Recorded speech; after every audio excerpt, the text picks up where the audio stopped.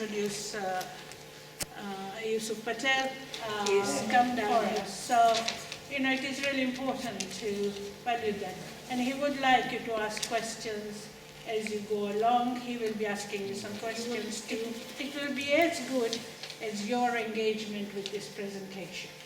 Okay, so please feel free to ask questions and everything else. Yes. Alhamdulillahi Rabbil Alameen Ar-Rahman Ar-Rahim Maliki Yawmi Din Wassalatu wassalamu ala Sayyidina Muhammad bin Abdullah Khatim al-Anbiya wal Mursaleen. Assalamu alaikum wa rahmatullahi wa barakatuh.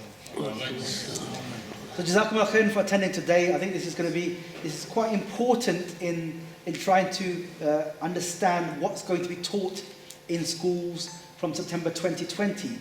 And then we're also going to cover what we can actually do, what we can practically do to try and impact what's going to be taught in schools as well.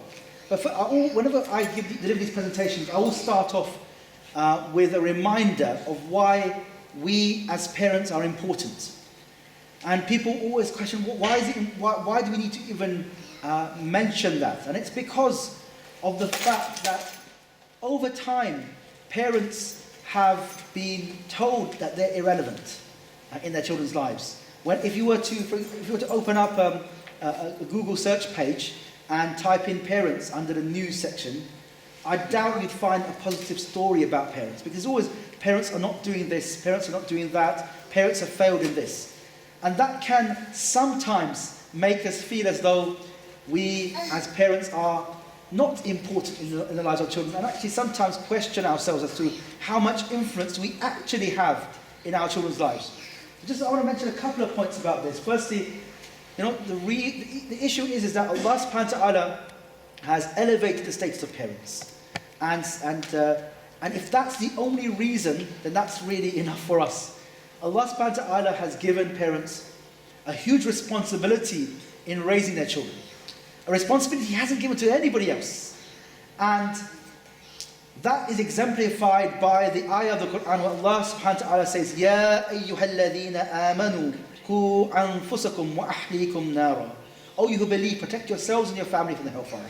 Now He hasn't given such a huge responsibility to anybody else, to the imam of the masjid for your children, or to the teacher of the school for your children. Rather, He's given that as a responsibility to you. Not only are you important because of that reason, but you are also raising the next generation of Muslims, of worshippers. Now, each one of us raises our children. We raise our children ourselves. But collectively, what you are doing is raising the next generation of the Muslim community. And that's really important. Sometimes to try and think just beyond our families and think, actually, I'm contributing in raising my children to what the shape and form of the Muslim community will be, not only the next generation of Muslims in Southampton, but also 3 generations down the line. Because our children will take our values, inshallah, and then they'll transmit that to their children and their children and their children. So it's very important that we understand why we are important. Actually, we are the most influential people in the lives of our children. Even though sometimes that may not be, we may not see that, but actually we spend the most time with our children. And we are consistently there with our children from when they are born till they become adults. We are in their lives in a way that nobody else is in their lives. But also, we are irreplaceable in the lives of our children. If for any reason we were no longer a part of our children's lives, nobody else could fulfill the responsibility that you have to your children. Nobody could replicate the love and the care that you have for your children. Even if our sisters or our brothers took over that responsibility, they couldn't replicate that. So firstly, to recognize in our own minds how important we are as parents. And actually, the reality is, if we do not believe we are important in the lives of our children, we will be irrelevant anyway, just because of the mindset that we start with. So it's very important to start with that positive mindset about how important we are for our children. I'm going to go through a quiz to try and find out what you already know about this subject, and to enable us to be on the same page about what the changes are going to be from September 2020. So firstly, throughout this presentation, I'm going to ask you lots of questions, and I'm going to expect some feedback. Also, I want also for you to ask questions throughout this presentation. So, unlike other presentations where you ask questions at the end, if I say anything, or if you want some clarification, if you've got a particular point that you want to raise, then please do raise that as we go through the presentation. So firstly, currently parents are able to withdraw from all aspects of sex education delivered outside the national curriculum science classes. Is that true or false? True. If it's true, put your hands up. And if it's false, put your hands up. Unanimously, you all said true, which is actually the case. So true. Very good. So secondly, what is the name of the new subject that's going to be taught in all primary schools from September 2020? Is it A, sex and relationship education? Put your hands up if you think that. B, relationships and sex education. Or C, relationships education. This is primary school. Okay, C, like 3 of you were right for that one. Okay, that's still good. So yeah, so it's very important that we make the distinction between relationships education and relationships and sex education. Because what is being made compulsory in a primary school is relationships education, not relationships and sex education. Now, the reason why that's important is because sometimes some primary schools have been saying we have to implement RSE from September 2020, which is not factually correct. What is compulsory is relationship education. If a primary school decides to teach sex education, they can if they want to. There's no requirement to do so, but if they do, then you have the right to withdraw from any sex education that the primary school decides to teach. So yes, so relationship education is going to be statutory in all primary schools from September 2020. Now, what's the name of the new subject that's going to be taught in all secondary schools from September 2020? Is it A, sex and relations education? Put your hands up if you think so. B, relationships and sex education? Yep. Or C, relationships education? And the answer is B, relationships and sex education. So both relationships and sex education have been made, both parts of that subject have been made statutory in a secondary school, but not in a primary school. Now, in primary schools, parents will be able to withdraw from relationship education, but not sex education. Is that true or false? True, put your hands up. And false, put your hands up. Yes, it's false. So parents will be able to withdraw from sex education in a primary school, but not relationship education, which I intimated before. And then going on to secondary schools. In secondary schools, parents will be able to withdraw from the sex education part, but not the relationship education part of RSE. Is that true? Put your hands up. If it's false, anybody believe it's false? Yep, it's true. So you will be able to withdraw from the sex education part of RSE in a secondary school, even after September 2020. But clarifying that particular part, in order for parents to withdraw from the sex education part of RSE in secondary schools, you will have to A, send your right to withdraw letter to the head teacher, or B, seek permission from the head teacher. Do you have an automatic, so the A says it's automatic right, and B says you have to seek permission from the head teacher. So if you believe it's A, put your hands up, and B, put your hands up. Okay, it's B. Now, I'm going to make this distinction. This is quite important, that they've said that parents are able to withdraw from the sex education aspect of RSE, but that the final decision rests with the head teacher. So the head teacher, the government says that in the majority of cases, the parents will be able to withdraw. So majority of cases, parents will definitely be withdrawn, the children will be withdrawn from the sex education part of RSE. But there are some instances where the head teacher will decide that parents cannot withdraw. So that decision is up to the head teacher or the governing body to set out the reasons why that this particular school cannot allow a parent to withdraw from the sex education part of RSE. Now this is important because the government hasn't set out the reasons. The government hasn't said that these are the reasons that schools will be able to withdraw. So rather than each school has to now define their own reasons why a parent cannot withdraw from the sex education part of RSE. Which means if you've got two children, one goes to one secondary school, one goes to another secondary school. and you're in exactly the same situation. If one head teacher in a secondary school says you can withdraw, and the other teacher says in a secondary school, no, you can't withdraw, because their rules and their reasons are different from the other, then that almost makes it like a postcode lottery in terms of where you can withdraw and where you can't. The uniformity is lost. So the government refuses to set out those conditions and says it's up to head teachers to decide. So one of the ways around this is, and we can talk about this later, one of the ways around this is that if a governing body, first of all, is anybody here on a governing body of a school? Good, excellent, that's good. That's four of you on the governing body of schools. So that's really good. That is important to be in the governing body because governors are the ones who decide the policy which will define the reasons why a head teacher can withdraw, can refuse to accept the request to withdraw in a secondary school. And therefore, it's very important for governors to tighten that up in the policy, so that it's not about parents being told you can't withdraw, but you can withdraw, but rather saying parents who for example, if there's children who are looked after children. For example, their social services have intervened, they're taken them away from the parents. If that could be one of the reasons why. So it's very concrete reasons why, which circumstances, which family circumstances merit a head teacher saying no. So the governing bodies are very important in that regard. So in secondary schools, parents will be able to withdraw until the age of, I don't want to say, is it A, 12, B, 13, or C, 15? C. Okay, so the answer is C. Does anybody know at the moment, up to what age can you withdraw your children at the moment from sex education classes?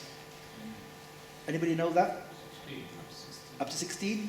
Anybody else want to take a guess? So at the moment it's up to the age of 18. Up to the age of the end of compulsory education. That doesn't mean, that has very little impact between 16 to 18 when a child is at college. Yeah? But what we want to do is compare what we have now to what is going to happen in the future. So we, at the moment, have the right to withdraw up to the age of 18, but then in the future, it will be up to the age of 15.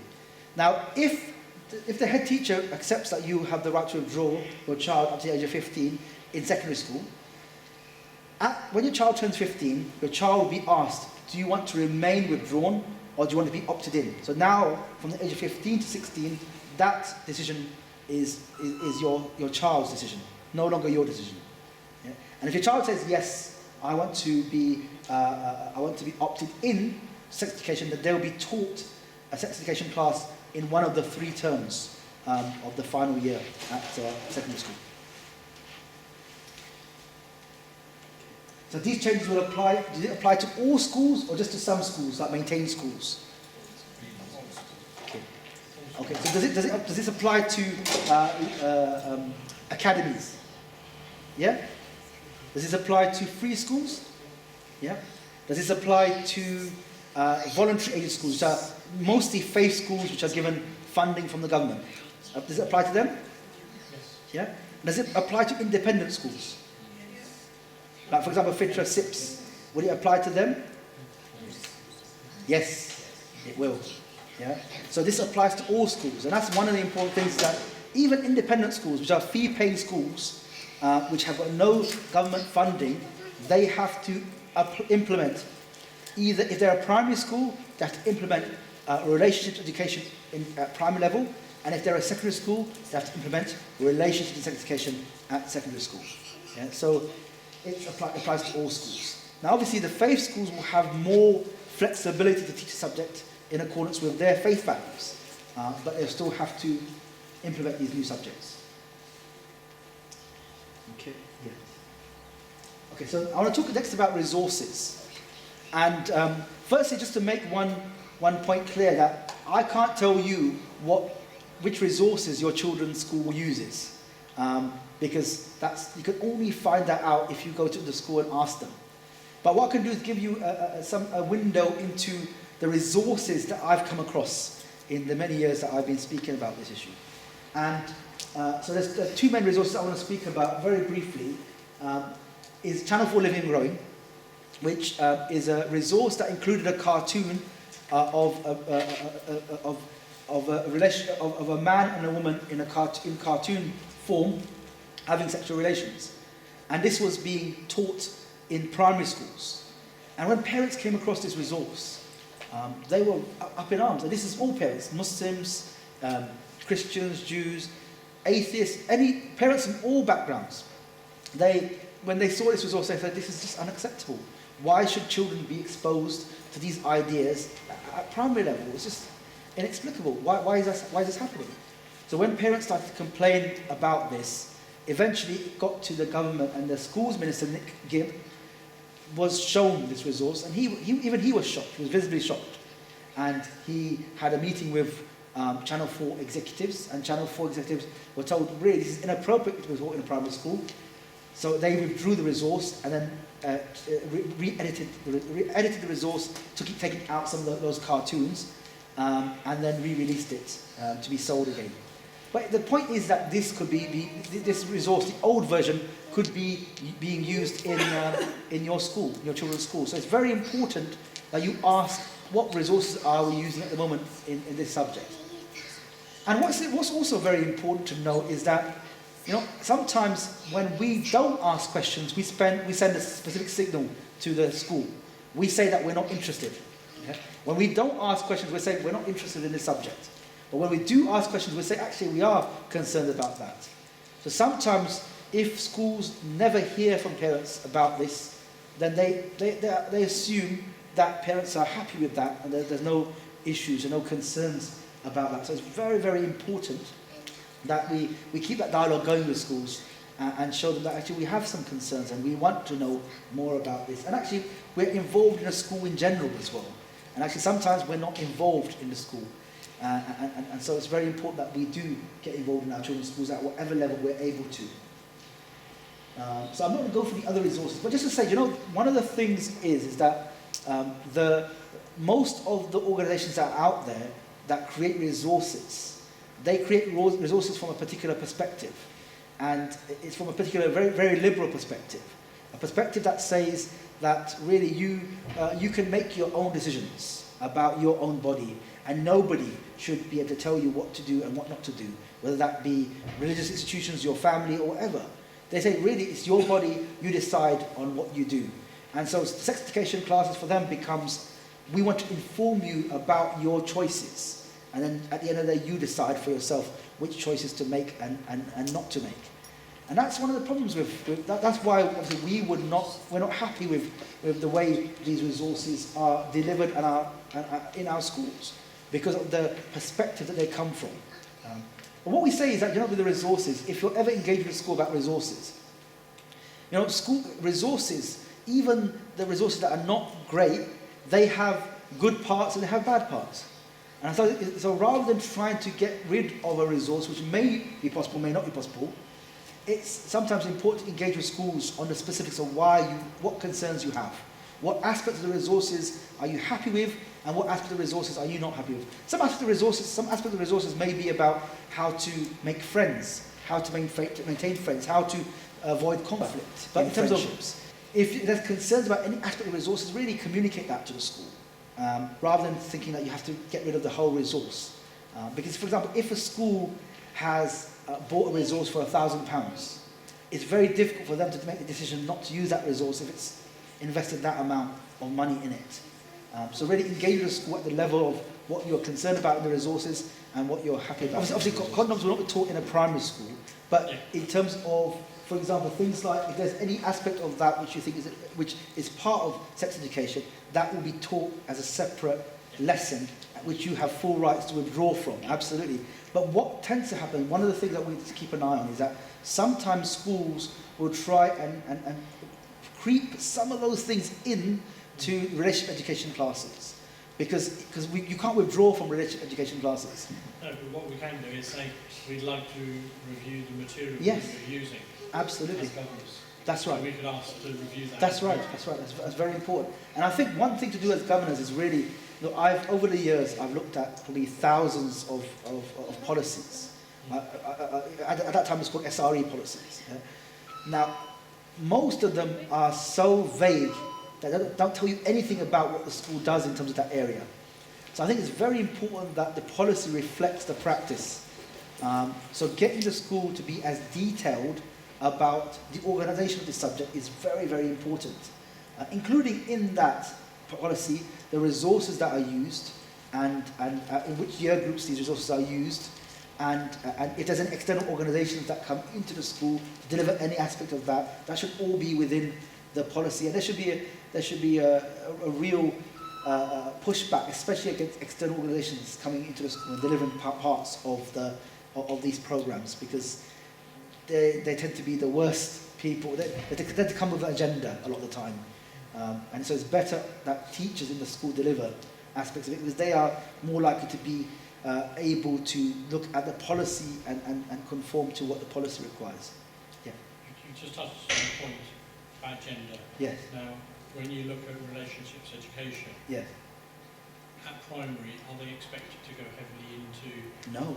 the gender issues? That's another issue, because relationship education curriculum, That'll come under yeah. gender. won't it? relationship education curriculum Not doesn't necessarily. include anything about LGBT relationships or gender issues, yeah, transgender issues. It doesn't include anything about that. Yeah. So if a school decides to teach anything in those areas, that's because the school has made that decision. I'm going to talk a bit about the curriculum in a little while, but that's a very important point to make as well. So in terms of, what you want to do is talk about one thing. You know, in 2013, there was a change in the law. Yeah? A new act was passed which changed the definition of marriage in this country. Yeah? So before that, marriage was a union between a man and a woman. And then after 2013, it was changed to be a union between two people. Now, that also has an impact on schools, because schools are required by the Education Act to teach children about the nature of marriage. And because the definition of marriage has changed, then schools have to, as a very basic requirement, say to children that men and women can marry, but men and men can marry, and women and women can marry. Because that is, schools are required to reflect the law of the land in what they teach, yeah? But as a factual thing. Now, what I want to talk about here is, very, very briefly talk about this difference in facts and values. This is very important for us to appreciate that, you know, what's happening around the country in Birmingham and other places, yeah? It's because schools are engaged in confusing facts and values. Now, let me try and clarify this point with an example. What is 5 plus 5? And what's 5 plus 5 in Pakistan? And what's 5 plus 5 in China? Yeah. So universally, 5 plus 5 is always 10, isn't it? And there's nobody in the world, yeah, that would ever dispute the answer, 10, as being the answer to the question, what is 5 plus 5? So in terms of, there's some issues in education which are factually accepted by everybody. Yeah? So for example, even factually acceptable is if, for example, a school says there are people in this society who say they are gay. Yeah? That's something that's factual. Yeah? Or they say a woman can marry a woman. That is factual because that's what the law of the land allows. But when schools go into an imposition of values by saying to children, it's okay to be Muslim and gay. Or it's okay, if you're a boy, you can be a girl, if you're a girl, you can be a boy. That is a school overstepping or making murky the difference between facts versus values. So a fact is a fact, and a value is a value. If, for example, I went outside Southampton Central Station and asked 10 people, what do you consider to be a good relationship? Now, there'll be lots of different views amongst those 10 people about what a good relationship looks like, because that decision is shaped by maybe religious perspective, or it may be shaped by what values and upbringing you had, it may be shaped by your own relationship. So there's a whole load of complicating factors which mean that there's no such thing as a relationship having a good relationship being agreed upon by everybody as being the same thing as the answer to 5 plus 5. So 5 plus 5 is 10, but what is a good relationship? It's this, it's that, it's this, it's that. Some people will say a good relationship is between a man and a man in marriage. Some people will say a good relationship between man and woman in marriage. Some people say it's between any two people outside of marriage. So there's differences in society about these. So when schools start to get involved in this area and start to say to children that this is a fact, that it's okay to be Muslim and gay, or it's okay to change your gender. Now that is a school getting involved in an area of values that it shouldn't get involved in, and there needs to be some pushback against that as well. Now within this whole discussion, we need to also say that, look, one of the key themes that have come out of this, firstly, is that the media are not our friends on these issues. Yeah, that's very important to say. Yeah, and actually, most of the time, I've been contacted by BBC, Daily Mail, by Channel 4, by not Channel 4, ITN, and by another news outlet, another independent news outlet, and I've said no to all of them.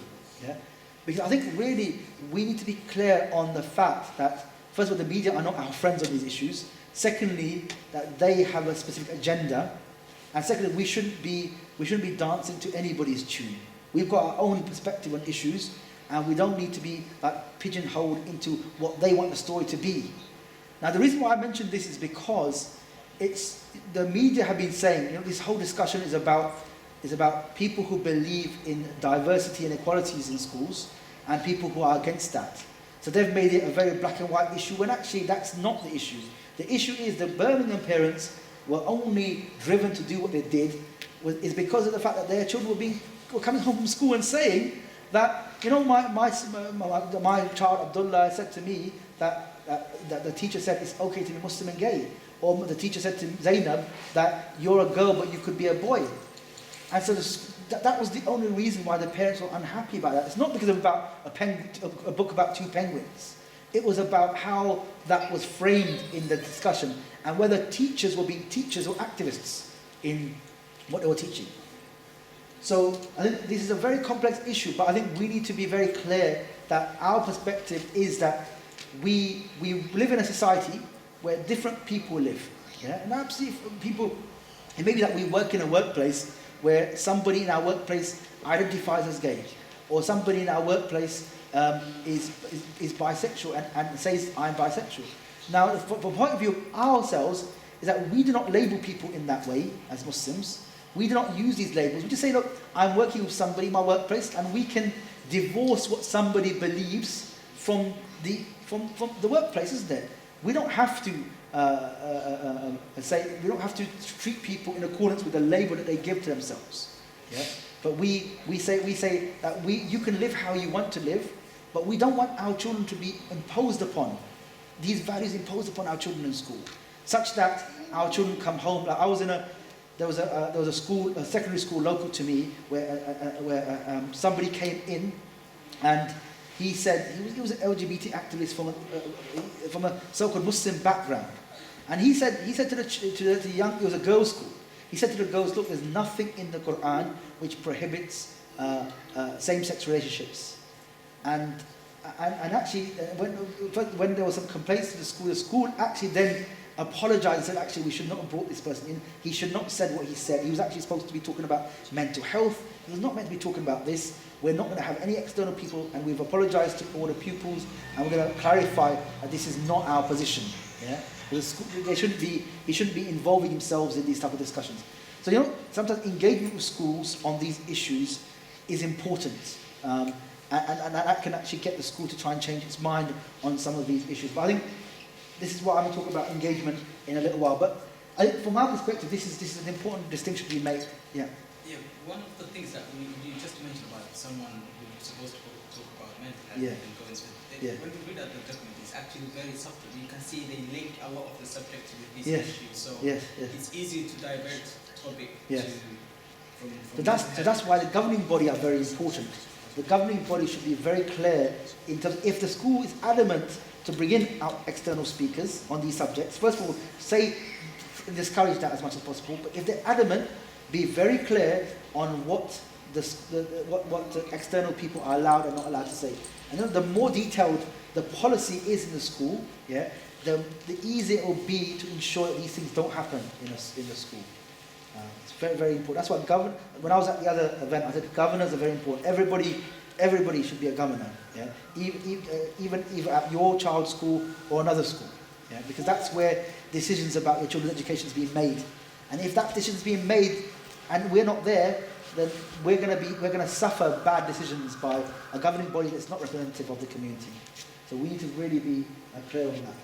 This is a school. This is a picture from a school in Tower Hamlets, and the children are holding up placards saying some people are gay, get over the Stonewall messages. And actually, this is really inappropriate. This is insensitive, yeah. Because to have Muslim children hold up these things, knowing our background on these issues, is actually very insensitive for any school to do. And there needs to be more of a pushback to this to schools and say, look, this is. Imagine if you were to have vegetarian children, and they were holding up a placard saying some people are meat eaters, get over it. That would be unacceptable, isn't it? Because you are getting the children to contradict messages around what they believe in terms of values. And so we say schools should not be engaged in these values. They should be teaching the facts and teaching the reality as it is. I'll leave that. So two things I want to do is talk about engagement with schools, and secondly about what we can do in our communities as well. This is an example of one aspect of the curriculum. Yeah. So if we look at this, we have a topic area and we have the learning outcome. So the topic area is families and people who care for us. Now, if we were to read this, I could send you a copy of the entire learning outcomes. And learning outcomes, this is from a primary school, they are very, if a school fulfills those learning outcomes as they are, there's no problem with that. But it's when a school adds to that by adding further issues to that are not part of the curriculum. That's the problem. Yeah. Now, what do you think should be there that's not there? This is a learning outcome. A teacher gets this, and the school's decided the resources and everything's been decided. So they look at this and they look at that. These are resources we're going to use.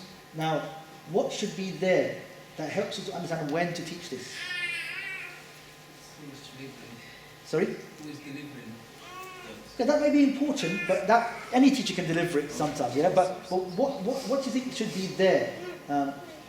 There's like 3 pages of learning outcomes. So what to enable you to organise when to teach these things to the children? What should be there in that? Age. Sorry? Age. Age. That's right. Good. Age should be there. But what's really important is that in the curriculum outcomes there isn't an age group attached to the curriculum outcomes, because the government has said that actually schools should decide themselves when to deliver and how to deliver these curriculum outcomes, which is really important because sometimes when we hear government has made relationship education statutory, we feel like very disempowered, isn't it? We feel like, what can we do now? Decisions being made, but actually we could do a lot. We can influence how the subject is going to be taught in a school, but the level of influence depends upon parental engagement. If we are engaged, we can get a very positive outcome. If we're not engaged, we'll just get the school making that decision for us. This is the important thing. The government hasn't set out any resources for schools to use. The government hasn't said you have to use these resources. It says to schools, you decide, alongside your parents, what resources you use. There's not an age attached to when the discussion should happen, and there's flexibility to schools on how and when to teach these topics, which means that this can be shaped by parents engaging with schools. The next thing I want to talk about is very important, is about the guidance. There's a guidance document that the government first published last July, and then republished in February, and republished, I believe it was in May or June this year, yeah, the final version. And this guidance document is very important, but I've taken out the key points in relation to parents and what the guidance document says about parents. So firstly, it says parents are the prime educators of their children, which is very important, yeah, to recognise that parents are the main educators of their children. Yeah. Then it says that schools must consult parents in developing and reviewing their policy. So before the school decides the policy, which is going to shape how this whole subject is going to be organized in a primary school and a secondary school, parents have to be consulted by the governing body and by the head teacher. So it can't be that the governing body just writes the policy themselves. Rather, it means that the school has to engage parents in a consultation process around that. The problem is that the government hasn't set out what that consultation process is and what it looks like. Rather, it's said to schools, you decide on how that should be. But that still means that when parents go to school and say, look, before the policy is written, I want to be engaged, I want to be consulted on how the subject is taught. Sorry, So- can I just say something? Yes. This is so complex because I'm actually a year one teacher. Yeah. And if I did that lesson that you just showed, Yes. I would start with a little discussion about, who's in your family. Yeah. I have a little boy who has two mothers. Yeah. And he has two fathers. Yeah. He's going to say that. Yes. How then, as a Muslim, Yes. do I deal with that? Because he will say it. That's right. So I think with that, when you apply the facts versus values thing, you would say, as a reality, John has two people who care for him, two people who he calls fathers, and Louise has two women who care for him, and they're his mothers. Now, from your perspective, that's a reality. You're not saying that's good or that's bad. Yeah, that just is. Now, he's going to say it, and he's going to be so proud of the fact that he has two mummies, and the children are going to hear this. Yes. And I have a real issue with this. Yeah. And his family have a history in our school. Yeah. They are a lovely family. Yeah. They're a very middle class, Yeah. educated family. Yeah. I'm just at a loss Yeah. because I would do something like that because Yeah. it's just a nice way to Yeah. introduce Yeah. the children you have, so you Yeah, get yeah. to know your class. And Yes. it's outside of all of this, Yeah. relationship education. It's just So yeah. general. So in terms of the problem comes when you then have to teach, or you've been told to teach, which you're not probably going to be told to teach, that this relationship is better than that relationship, or this is good or this is bad. Schools should just be teaching about the reality of the children in the classroom, and I think there's no way to get around that. Yeah. So when you're saying write about your family or draw a picture of your family, who's in your family? Now, children will draw different pictures of who's in their family. Now, if a child has one mother or lives with his father or whatever, that's just the reality of that child's life. And I think from our perspective, we can't say to a child, you can't speak about that, or you can't say a parent can't say to a school, oh, my child was taught that John has two mothers or two fathers, because that's the reality of the classroom in which the children are. But I have Muslim children in that class, and Yeah. if the child writes it or draws a picture, that's fine. Yeah. But in an open discussion, Yeah. he's going to say, I have two mummies. Yeah. And if I acknowledge that, Yeah. those little... Yeah. I just find it really difficult. It is difficult. And I'm really stressed about next year when all of this... It's difficult, but I think in terms of if you were to have an activity like that, that will be the natural outcome of that. There's no way of getting around that.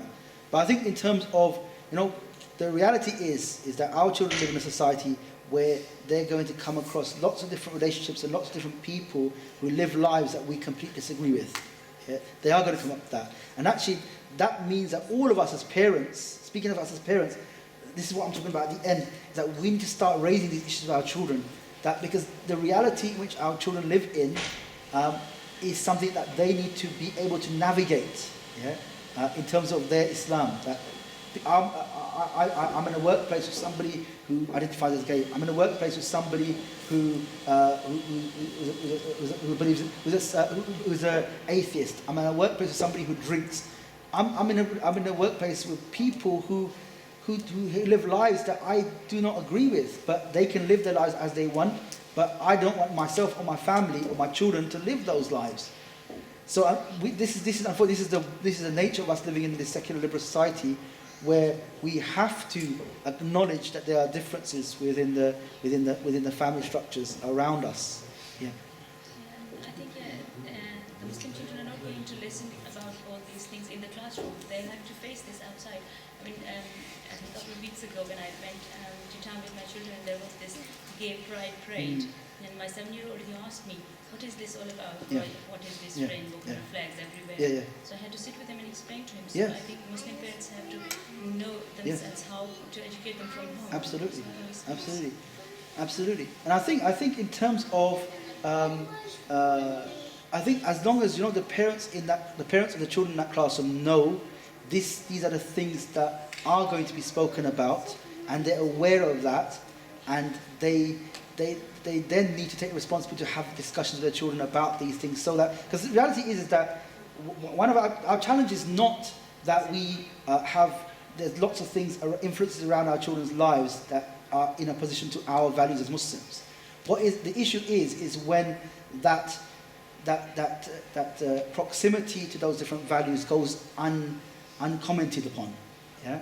So think children come across this, and this, and this, but nobody says, no, that's not how we as Muslims live our lives. No, that's people can live like that, but we don't live like that. No, we don't believe that. We don't accept that. That's displeasing to Allah subhanahu wa ta'ala. So in terms of normality is built by children coming across things regularly or as consistently, but come across influences consistently without anyone saying, oh, that's not what we believe.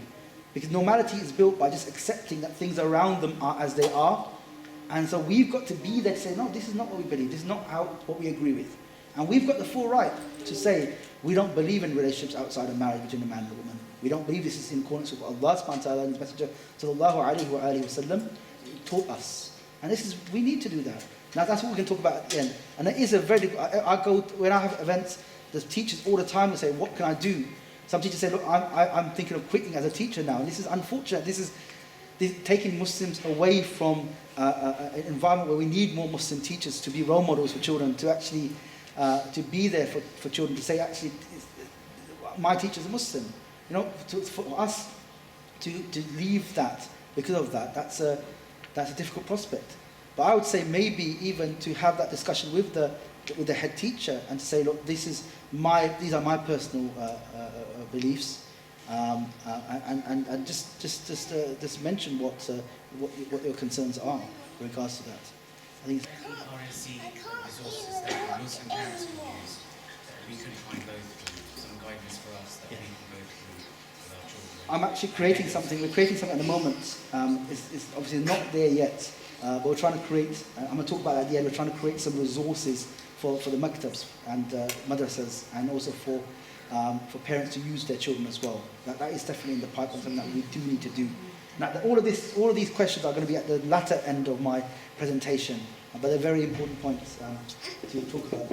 So schools must work closely with parents when planning and delivering these classes, these subjects. It's very important that parents are consulted as part of that process. And in terms of even in your children's school, if parents are part of the consultation process, I think this discussion should be had at that stage. At what level of detail are you in the classroom going to be teaching my children about different relationships? Because actually although the curriculum doesn't name LGBT relationships, but if a child is in a classroom who is from a family, an LGBT family, then that's different. So you can't say that you have to avoid that reality in the classroom, but parents should be engaged with their schools at that level in discussing how the school's going to deal with these issues and how the school's going to present these issues. Schools must ensure that their teaching and materials are appropriate having regard to the age and religious background of the pupils. This is also very important, that schools are required to ensure that their materials and their resources take into account the age appropriacy and also the religious background of the pupils at that school. So it can't just be that a school decides on a resource and says that we just decided on this one. Okay, what process do you go through to ensure that this has taken into account the religious background of the pupils at our school? And if the school says nothing, then why haven't they fulfilled that requirement from the guidance? So obviously schools have got a lot of flexibility, and the end result will be dependent upon how much parents engage in that process. We've created a couple of resources. There's a number of 6 presentations that we've created to support parents to try and engage with schools, that go through what's going to be taught from September 2020, what the guidance says, how to approach the schools, what questions to ask schools, and how to carry on that discussion, and how to achieve a successful engagement with a school. Now, that can be found on SREIslamic.org. Even if you want these slides afterwards, I think Muslim Council of Southampton said that they will put this on their website. If you want that before that, I can email it to you as well. For these resources are available on SREIslamic.org, the presentations, and there's also a toolkit that explains all of this in written form, so you can also download these things as well from there. So also what we're going to do is we're creating groups. So I've created groups in different London boroughs: Newham, Tower Hamlets, Redbridge, Waltham Forest, in South London, in West London, in Leeds. I'm going to create one in Manchester, in Bradford, and in other parts of the country. Trying to get parents engaged on this and supported, and then trying to get parents working with other parents in their school to try and create positive influence. But I think one thing I want to stress here in terms of engagement, is that you will achieve much more by engaging with the school in a positive way than you will in a negative way. Influencing schools, like influencing anybody. If you want something for somebody and you go to them and insult them, or you have an aggressive attitude towards them, or you don't do it in a positive way, the chances of that outcome being positive for you, in you achieving what you want to achieve, diminishes. So I think we need to think about how we approach schools, and it has to be the approach has to be positive engagement, and has to be, we have to have really a polite response to schools. Most schools want to work with parents. Now, there's a minority of schools that don't, and we can deal with those schools in a different way. It doesn't mean that we're going to be polite to schools that don't agree with us and say, no, get lost. No, we deal with those schools in a different way. But actually, as a starting point, approach schools in a positive way, because that's going to help us achieve our results. And actually, a lot of the time, we are not engaged in our children's schools, and we only ever go to the school when they do something wrong, isn't it? When they do 9 things right and 1 thing's wrong, we chastise them for that one time. And if they do 9 things right, we don't ever say thank you. So sometimes even just to say thank you to the school. You do a thankless task, you do really good with my children, you've done really well, so thank you for all the work that you do. Even that acknowledges that you are there for a good reason. You're not there to create problems for the head teacher. And as all head teachers want to do is work with the parents to ensure a positive outcome for them and their children. So so what we're doing is trying to create, alongside with Muslim Council of Southampton, we're trying to create some groups, a group in Southampton. This will just be about helping to organise parents, just get them. Obviously, the number of people that have attended here today and in the other presentation are probably a small drop in the ocean in terms of how many parents there are in Southampton. So really, we want to get the word out there to many more people. And so if you want to join one of the groups and just make a request, you can either go onto SREIslamic.org/campaign, and there's a very short online form on there, or you can send a WhatsApp message to me on that number, or email to me as well to say, I went to the Southampton event and I'd like to join one of the Southampton groups. What we want to do is not only get you to join as members of groups, but because you've attended this event today, we want you to help organise other parents who haven't attended, get them up to speed and get them energised to be able to create these positive impact in schools as well, inshallah.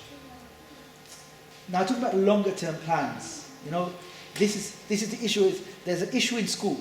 There's an issue about what's happening in schools, but there's also another issue about how do we ensure at a long term level that we are ensuring that we create a strong community. And a strong community is really dependent upon strong families. Our family structure has to be something that we work towards safeguarding. The reality is our children are going to be living in a much more chaotic world. And coming into the family home where there's love, there's care, there's tranquility, there's tarbiyah, that's really what we need to create in our homes. We really need to ensure that we do that. And there's 2 phrases that I came across some time ago are hugely important here. One is values are caught rather than taught, which means that you can teach a child about the importance. Don't lie, But the real way in which you teach your children about moral uprightness is through example. Yeah, it's through our own examples. Yeah, so you can give 1,000 lectures to a child about not lying. The first time they see us lie, that will undo all of those things. Yeah, so we've got to ensure that we, as parents, are the best of role models for our children. Yeah, and we ensure we take the responsibility for raising our children. You know, I speak to imams all the time, and they say, look, the parents want us to raise their children. You know, they come to the madrasa to learn the Quran and some adab and akhlaq. That's fine, and some fiqh. But you know, the responsibility to raise our children rests with us as parents. It doesn't rest with the imam or other people in our community, although they can help us in that task. The second phrase, was you can't give what you don't have. If we have a high expectation for our children, which we should have, and we need to also help ourselves to improve as well. If we say to our children, look, you know, salah is the most important thing for you. You know, whatever you do, drop it when there's salah. And then there's a football match on, we delay that because of salah. We delay the salah because of what's happening, the football match. We are sending them the signal that what's important is football, not salah. If we say to our children, the Quran is the best book of guidance for mankind, but we never read it, never contemplate about it, never memorize it, never interact with the words of Allah subhanahu wa ta'ala in any way, then what are our words apart from hollow? So really it's about us stepping up to the mark and taking responsibility for our children. There's two parts. One is about engagement in schools, and the second part is really about what we can do to try and ensure that we have a suitable response as part of a community and as individual parents to raise our children and then obviously contribute to the future of what our community looks like as well, inshallah. So I want to go through a hadith of the Messenger of Allah sallallahu alayhi wasallam, where a young man came to the Messenger of Allah sallallahu alayhi wasallam and said, "O Messenger of Allah sallallahu alayhi wasallam, give me permission to commit zina." Now, this is imagine that a young man came in this environment or any other environment similar to it where there's Muslims around. What do you think the response of the people around the Messenger of Allah sallallahu alayhi wasallam was? Sorry? Very angry. Very angry, okay. Say again, sorry. Aggressive. Shocked. Yeah? So all of those things. So people were shocked, aggressive, they were angry towards him, really disbelief. How dare you say such a thing, especially in the presence of the Messenger of Allah sallallahu alayhi wasallam. Now, so the people around him were saying that. But the Messenger of Allah sallallahu alayhi wasallam said, "Come, sit with me," and asked the young man, what do you want? He said, "Grant me permission to commit zina." So the Messenger of Allah engaged him in a dialogue, which I think is hugely important in us seeking to understand how we engage with our own children. So while we go through this hadith, this interaction, I want you to think about what lessons can we learn in relation to how we interact with our own children, especially in areas which are quite sensitive, areas around sexual relationships, these types of areas that we know our children are surrounded by and will ask us about. So the young man says to the Messenger of Allah sallallahu alayhi wasallam, "Grant me permission to commit zina." And then the Messenger of Allah replies, "Would you like it for your mother?" Yeah? "Would you like it for your mother?"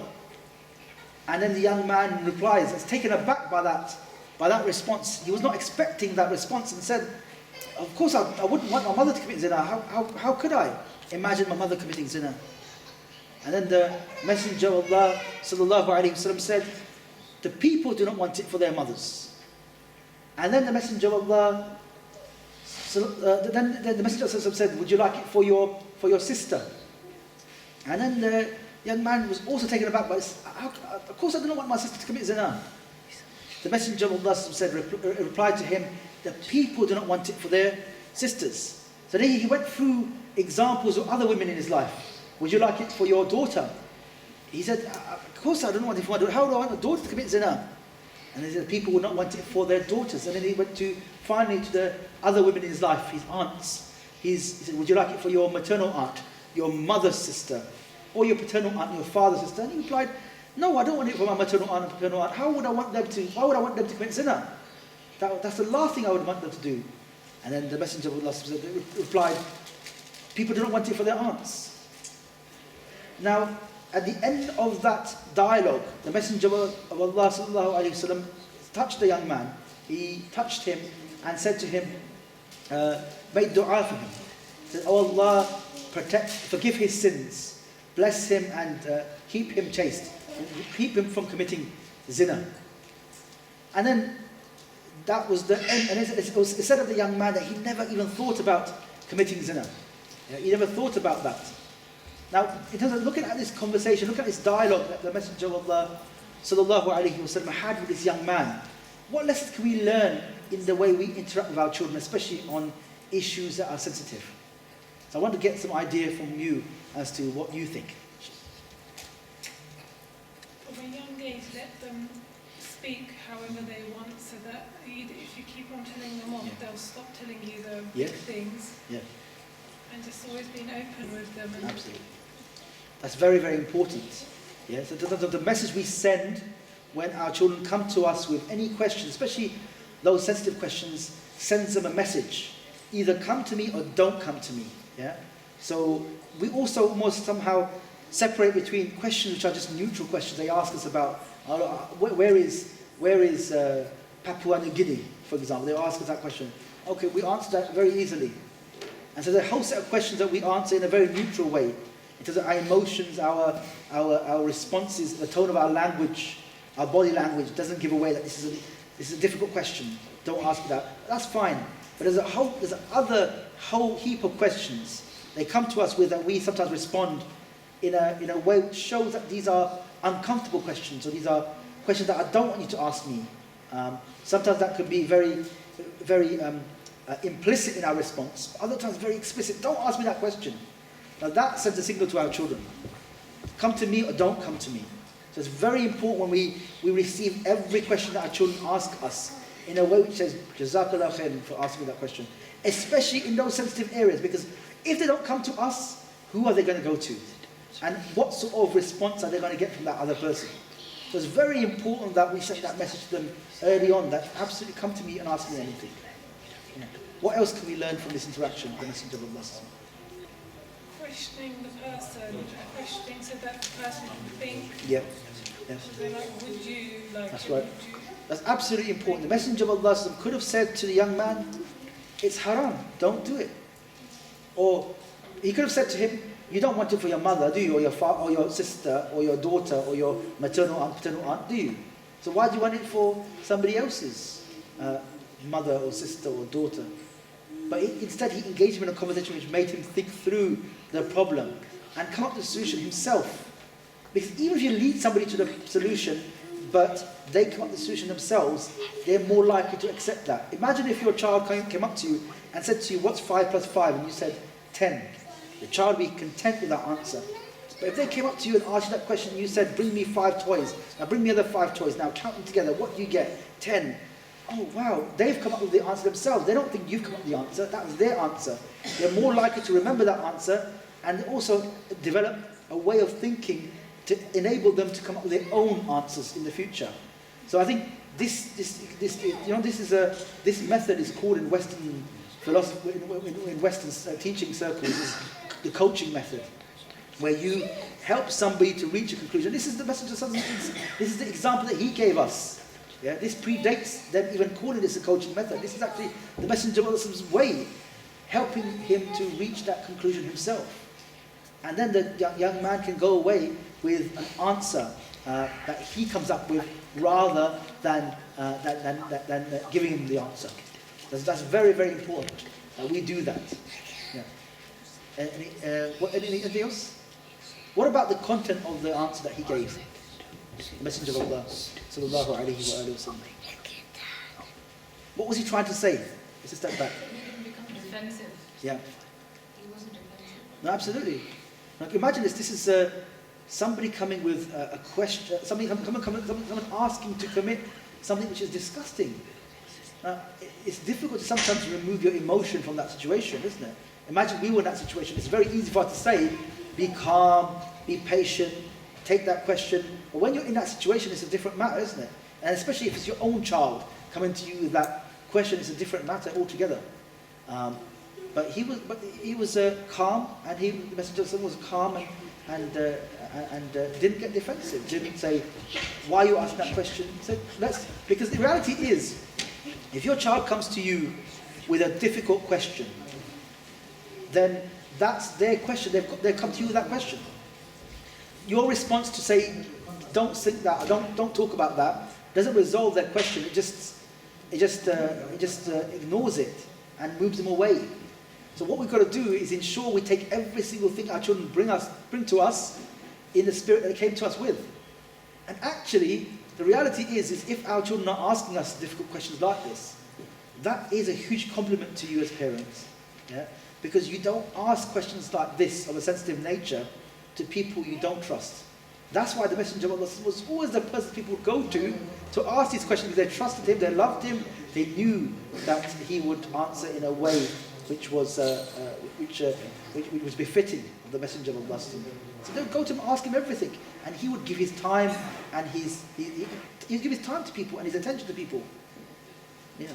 What else can we learn from this? I think the example he gave was obviously put yourself in other people's shoes. Yeah. And yourself as well. So you want to do something wrong. Yeah. What about other people? Would you Absolutely. want something in your family? Yeah. So it's a societal thing as well. Yes, that's a very good point. Absolutely. Anybody else? He made dua for him. Yes, and that's hugely important. Yeah, I think that's probably the first thing that we should even mention. Making dua for your children. It's, making dua of the parents for their children is one of those dua that's often answered. So really, sometimes we deceive ourselves into thinking that we are actually doing everything in our life to achieve the results that we're achieving. No, without the blessings of Allah subhanahu wa ta'ala, without His help, without His support, without all the things that Allah provides us, even though we're so ungrateful to Him, then we wouldn't achieve anything. So constantly asking Allah subhanahu wa ta'ala, begging Him to help us to keep our children guided, keep them on a straight path, protect our children. This is so important that we do this. What else do we understand? What else can we get from this? What about this question, this issue of, why do you think that sometimes we send that signal to our children that, these sort of things should not be brought to us? You shouldn't ask us questions around these issues. Where did this come from? Why do we do that? Because our parents done that to us, so Okay. culturally. Yeah, culturally, because that's how we learn from our parents, absolutely. And obviously, in terms of, a lot of this is actually cultural baggage that we have that actually that circle needs to be put to an end, so otherwise that circle will go around and around to the next generation, to the next generation. The reality is that within the context of haya, within the context of our deen and finding out about what is acceptable and not acceptable, any question can be asked.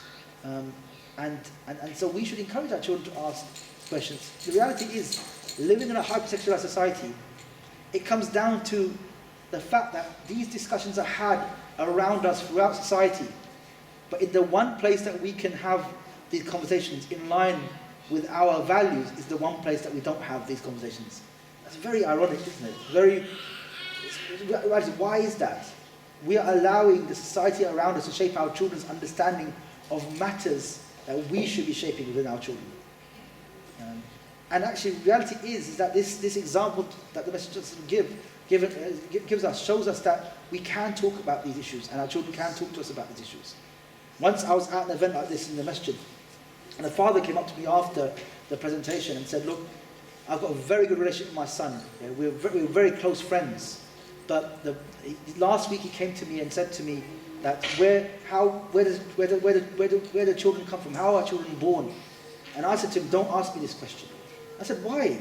And he said, "Because I thought I couldn't answer it." Because I said, "From what perspective?" He said, "Islamic." Yes, Islamic, you can answer that question. Absolutely. You should answer that. And his son was about 13, so he's not really a young child as well. So I said, "You should answer that question to him."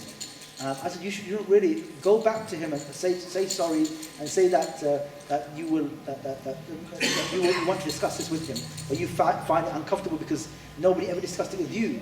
And so he did that.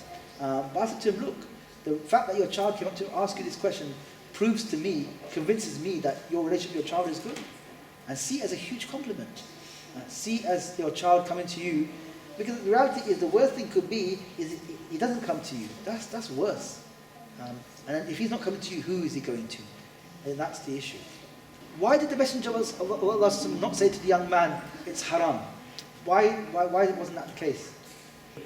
He already knows, doesn't he? Because he's actually asked for permission. Good. Yes, that's right. That's right. It's very. It also shows us that, we build our children's understanding of what is permissible, what is impermissible. And that's very important. But sometimes that's not going to be. That's not enough. Sometimes we've got to build things on top of that basis in order to strengthen them in practicing Islam, especially in a society where sexual desires are elevated above everything. It's really to such an extent where people label themselves according to sexual orientation, which is like, if you think about it, that's actually a strange thing. Yeah, it's like somebody saying, it's like someone's sexual preference becomes a label for them to identify who they are. That's really strange, isn't it? That should be seen as quite. But actually, people have taken it for granted. That people say, supposedly heterosexual or homosexual or lesbian or gay. It's really, it shows us a measure of the society which we are in and how much we need to be engaging our children in these discussions. The next thing I want to talk about, we haven't got a huge amount of time, but really I want to talk about fathers, and the importance of fathers. And always have to make a statement here to say, okay, the reason why I'm not saying the importance of mothers is because we all recognise that mothers are a part and parcel of their children's lives. Yeah, they're the ones who give up their time and their energy to raise children. And sometimes us as fathers, we almost either implicitly or explicitly say to our wives that you raise our children. And actually, it's not. This is an important thing for us as fathers to recognise how important the reasons why fathers matter in the lives of their children. And there's three main reasons, three main things that fathers give to their children. There are 3 A's: affection, affirmation, and attention. Yeah. So the first one is affection. The first one is love.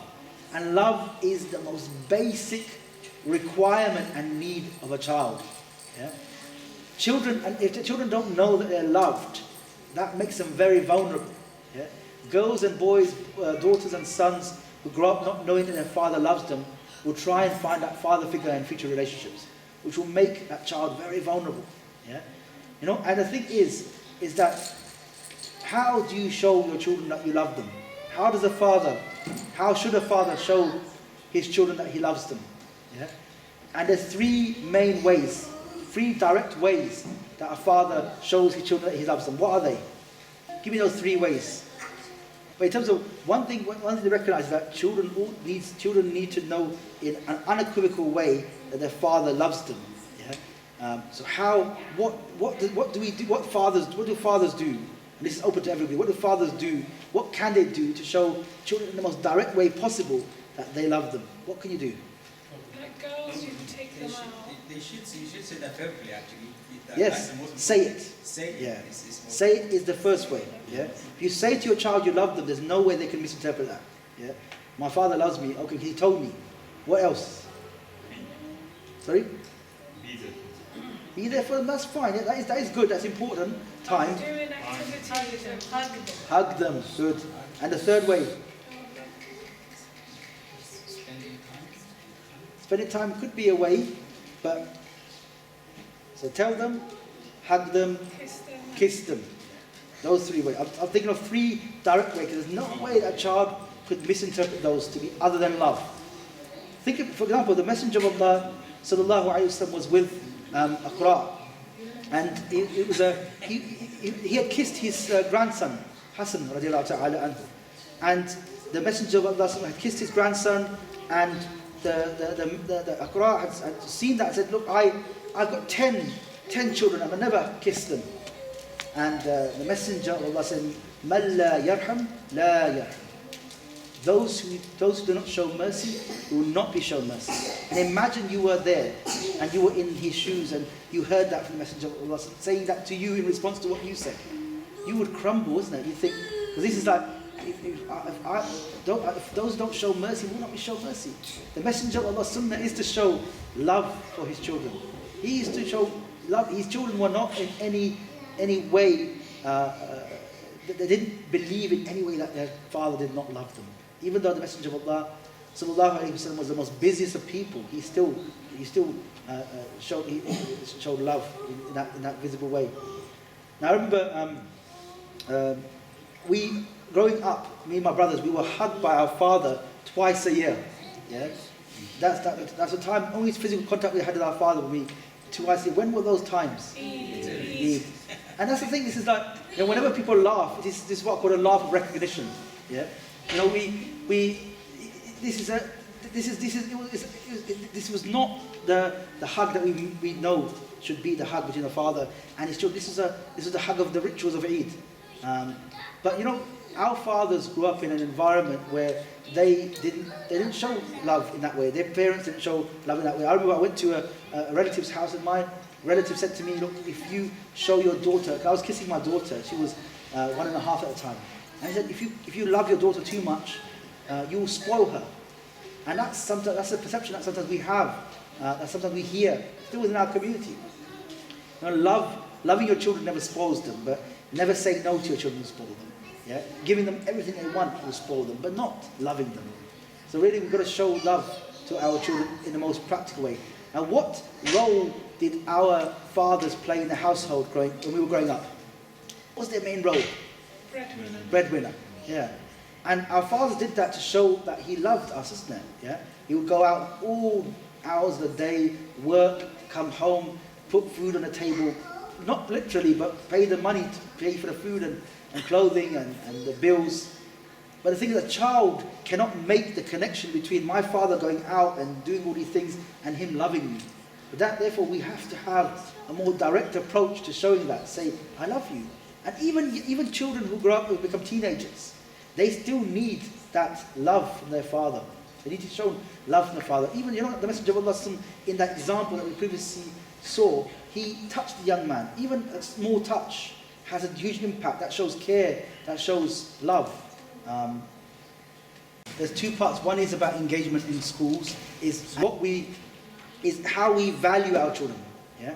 And what is a way in which we can show our children that we're happy with what they've done. But if your child does something right, what can you do to show them that you're happy about that? Praise them. Yeah. So praise them. Praising is very important. Positive reinforcement helps you to set out the actions that they're doing now that you want to do more of. Yeah? Focusing on the negative actions is not going to achieve that, but focusing on the positive actions will achieve that. Is when you focus on what they've done, focus on the effort rather than the results. Now, why is that? There's two reasons why. Why should you focus on the effort, not the results? Children are Sorry? not all children are of similar ability. They may have tried really hard. Yeah. And produce very little. Absolutely. So. Absolutely. Effort is something that can change from child to child. I think the issue is that a child, for example, can spend a lot of time trying to memorize a surah of the Quran, and he takes maybe about 4 or 5 hours just to do that one surah of the Quran. Another child can do it in half an hour. Yeah. Now, what does that tell us about the action and the effort? What does that inform us about action and effort? What does it actually inform us about the results? Sorry. Results are from who? From Allah. So how are we focusing on the results rather than effort? And the results from Allah subhanahu wa ta'ala, but the effort can be improved. The results can't be improved. So you can always put more effort into something. So say, Jazakallah for the effort you put into doing that, into memorizing, or to helping your mother, or to whatever. So whatever the action is.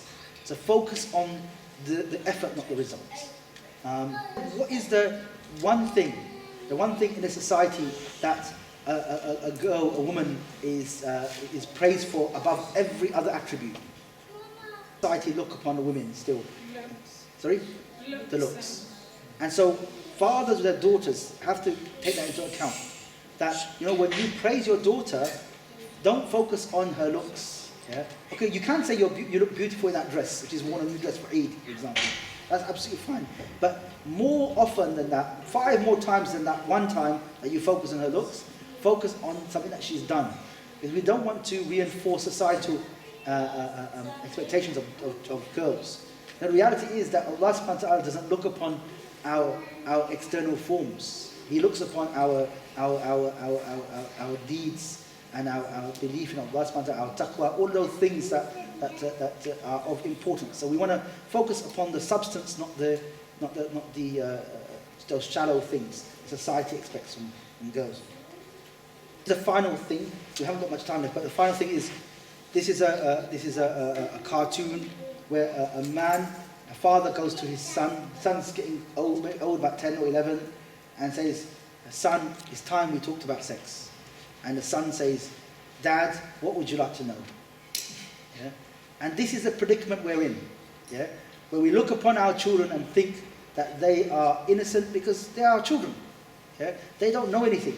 But the reality is, I guarantee everyone of this, including myself, that if we think our children don't know a lot of the things that we think they do, the reality is they know more, much more. They live in a society which is hypersexualized, yeah? Where in advertising, in the way people conduct themselves on the streets, the way the things they see on the TV, the social media that they see, all of these things build in their minds a representation of what normal behavior actually is. And that's informing and shaping who they are every day. So we've got to be very mindful of this. And that's why we need to start thinking, actually, we need to start taking responsibility for addressing these issues of our children before society addresses these things with our children. We need to start having discussions with our children about these issues. And the reality is, it's not about, this phrase, the birds and the bees discussion. Yeah? When your child gets to a certain age, you take your child out and you say, you have a huge discussion with them, you're uncomfortable, they're uncomfortable, you've never discussed anything before, and you just, I've done the job, I've ticked the box. That doesn't really work. We need to start building our values, having discussions at an earlier stage. We're opening up the discussion where our children are able to come to us and ask us things. When our child comes to ask us things about issues which are of a sensitive nature, they say, "I've heard this word. What does this word mean?" The first thing you should do is say, "Oh, okay, Jazakallah khair for coming to ask me this. Where did you hear that word?" You want to try and find out where the influences are coming from. Where are they getting these? Is it from the playground? Is it from another child? So you want to have an idea of where the influences are coming from. And then you don't have to answer that question straight away. You can say to them, "Look, I will answer that question for you tomorrow." If you're the father, you can say, you can go to your wife and say, "Look, Ahmed asked me this question today," and then you can discuss what's the best way to respond to that. You buy yourself some time, you're not flustered, you're able to answer, giving a complete picture of that, and then obviously you're both working as a team in order to address these issues. Because you can maybe he said something to your wife, and then, "Oh, that's why he said it. He was talking about something that's happened in school. That's why he said that. Oh, he answered that because of that reason." So you can try and build a response to that. Sometimes we look upon our children, we think we think they're perfect, or we expect them to be perfect. Yeah, we don't think they're perfect, we expect them to be perfect. Now, anybody who expects any other human being to be perfect will always be disappointed. Yeah? Because that's not in the nature of us as human beings. We make mistakes, we sin, we forget. This is in the nature of the children of Adam. So if we can do that, then so can our children. We need to have the highest expectations of the behavior of our children, but also recognize that they will make mistakes. Yeah? And they need to learn from those mistakes, and we need to use those mistakes as a way of them improving and turning away from those mistakes.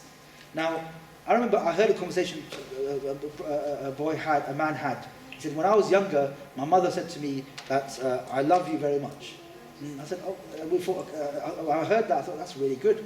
Because my mother said to me, even if you get your girlfriend pregnant and come home, yeah, I'll still love you.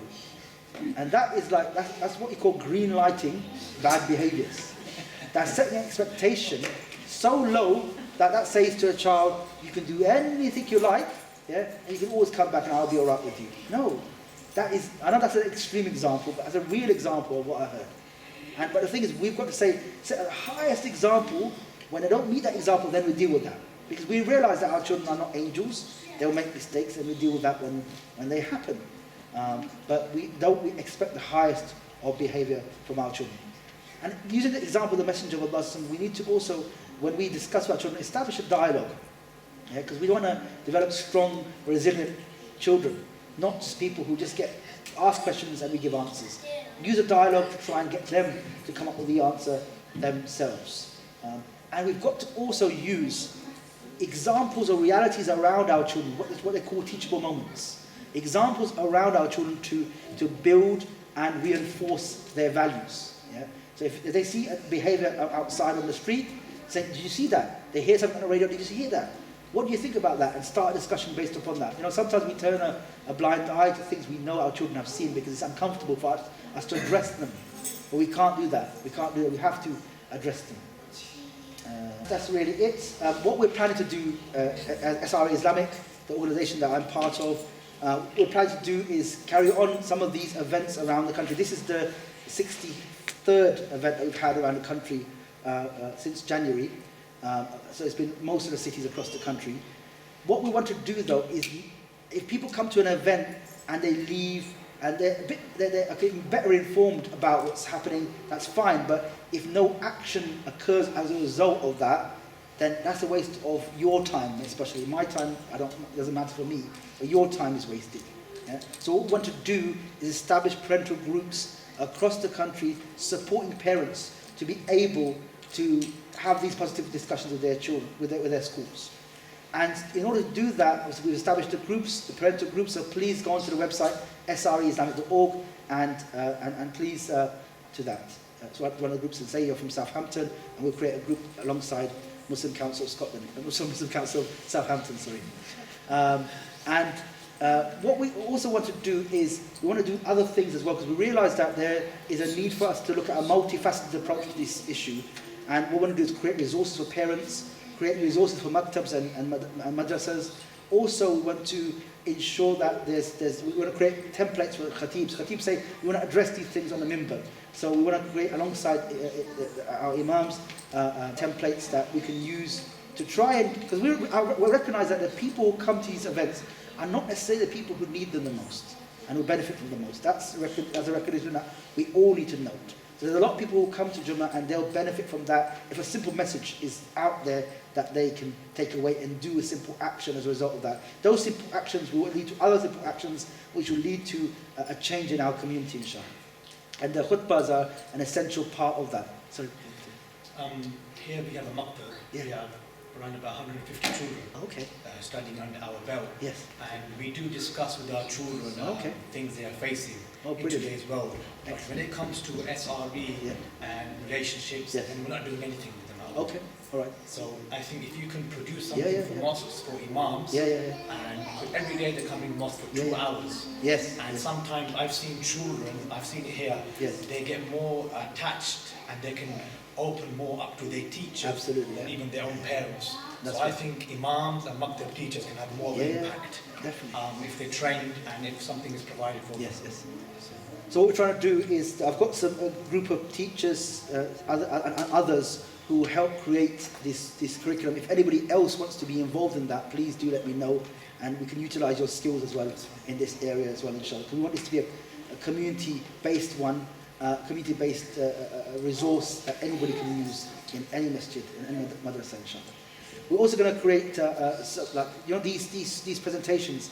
We want to create shorter presentations that will go on YouTube that people can see in their own time, and also helping to create smooth changes in our community.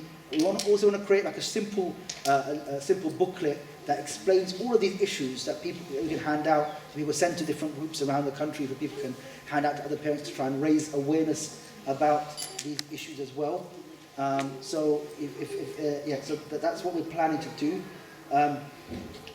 We've got a Facebook page and Twitter account as well, which we don't really use, but Facebook we do. As an organisation, we don't get any funding.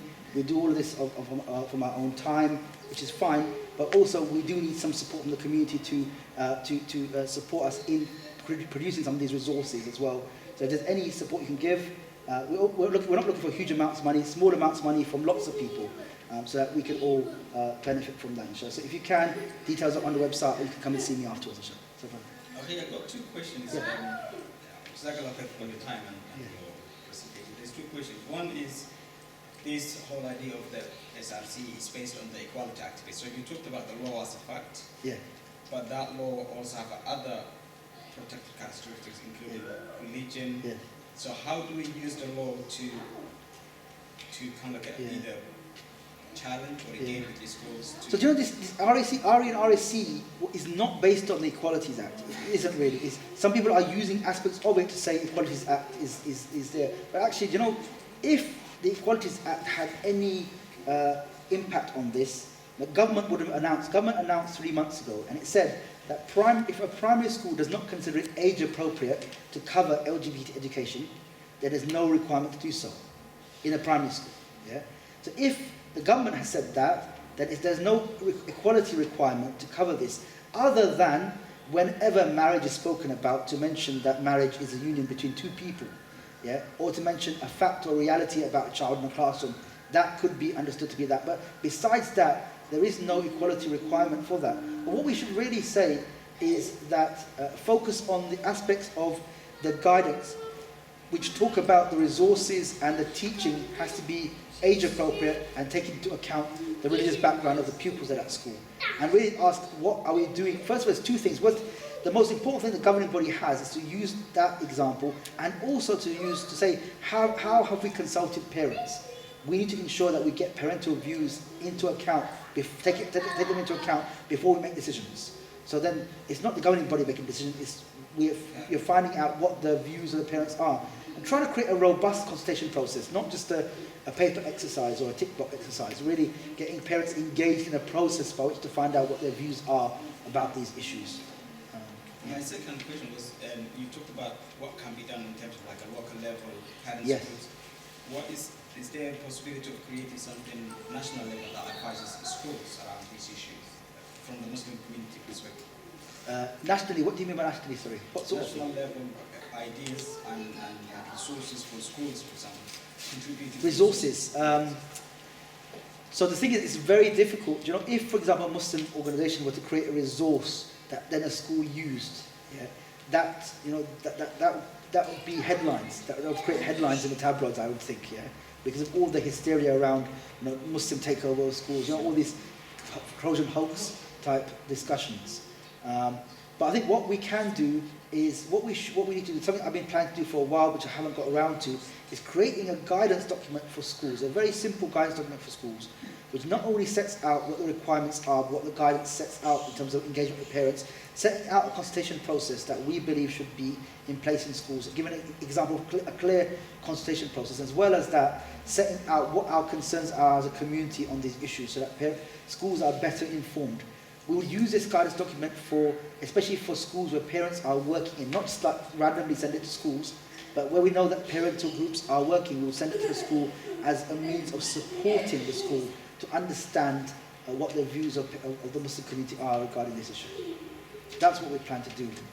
Yeah. Surely if you came up with a document which you thought met the requirements from most Muslim parents' viewpoint, from a religious viewpoint, couldn't you then sort of try and get that adopted by, shall we say, the Christian groups and Jewish groups? If you could get that, you've got more a generic document to go and we're in touch with a couple of the main Christian organizations and some of the Jewish groups. But Jewish groups are more inclined to do things by themselves a lot of times.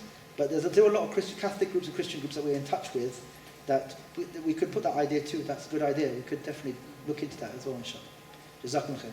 If you have any other ideas or any suggestions, things that we could help with, or anything that you want to help with, then please do get in touch. If you have any questions or comments after this, then please, the best thing to do is WhatsApp me. Send me a WhatsApp message. Because if I'm at work, I can't really answer phone calls. So if you just send me a WhatsApp message or an email, and inshallah, I will get back to you, inshallah. Jazakum khair for your time. It's really good. Thank you very much, everybody. Thank you to Brother Yusuf for coming this in your own time, and we're very grateful to you, certainly. Muslim Council can facilitate groups, parents groups, because we are working with people and doing quite a lot of things. We can also bring down governors training. If some of you who want to become governors and don't know anything, we can bring in some of that. We've done that in the past, but we only want to do it if people are really interested. So if you want to do that, you can either write there and then Yusuf and I will be in touch and we can create. Muslim Council will facilitate it, but the parents will have to lead it. Yes? Because that is the role of the Muslim Council. And it becomes very embarrassing when we arrange things and then hardly anybody turns up. And all of you here, there are hundreds and hundreds of parents out there who are not here today. So those of you who are here, please take the message out. Okay? It's really important for us, for our parents to shape what's going on in schools, because we are too laid back. I've gone to schools where, parents don't even bother about their children. They don't bother about their children's homework. And that is one of the complaints in the schools, that, your parents are just not turning up on school's night or whatever. Rashid, you're the governor here, aren't you? Well, I'm a governor at one of the schools locally anyway, and there's a couple of others, a few others who are, as it happens, at the same school, most of them. So it's actually getting that wider representation. But also, when the initial sort of poster went out, I sort of emailed it to Harry Cutty, who's the head teacher at Cantel, and also the head teachers at Mount Pleasant and Maytree. I did ask them to circulate it to other heads who may be interested. And as it happens, most of them said, "Oh, we've already got things planned, so we can't make it." I have had a request from the deputy head of Cantel to say if there's any specific issues that people have got and there's concerns, then can we bring them up? So what I was actually going to say is, well, maybe what we need to do is formulate a response to say, if they've got views and thoughts, maybe they're going to start looking at their curriculum. Maybe they could send a copy of it to MCS or whatever else, so that at least we've had an opportunity to look at it and comment on it. Otherwise parents will miss out the opportunity anyway. Absolutely. Good. Is that worth? Yeah, and the parents groups in schools, because I remember when I came here in 87, there was nothing and we set them up. So I'm not sure now whether there are some of the parent schools teachers run them associations or in not. most schools. But I'm just thinking about, because we've been asked this, and I thought it's one way of actually saying, one, we make the recommendation and say, we'd like to see how you're going to sort of cover this curriculum. And maybe you can give us examples and we can review it as a smaller group. And if there's sort of a lot more thought process than we think is way out, then we can start sort of, shall we say, kicking up and getting parents to get a bit more involved. Yeah, Muslim Council really does comment on things, and we also have a resource that we have developed, which schools have got, and those who have bought it from us. It's about looking after Muslim children in schools. We have got a book that we produced, 3 years ago, Rashid? Yeah, we had, it was very important, and we were the first people, and it was endorsed by the Muslim Council of Britain and other Muslim organizations for schools to have. We've still got some of those. So we do look at things, we do keep on top of things as much as we can, whether it's school. We also kind of comment on counter-terrorism issues and radicalizations of Muslims, or the right-wing activity that goes on. So there is a lot of human trafficking that goes on. We have a lot of Muslims who are humanly trafficked, and they're very much around in our cities.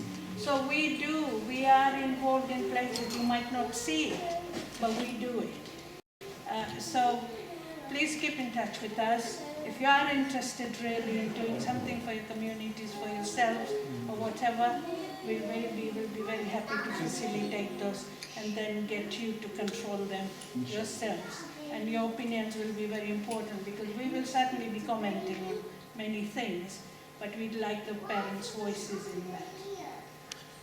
Is that okay? Yeah. Thank you very much, and we really appreciate you here, and have a good evening.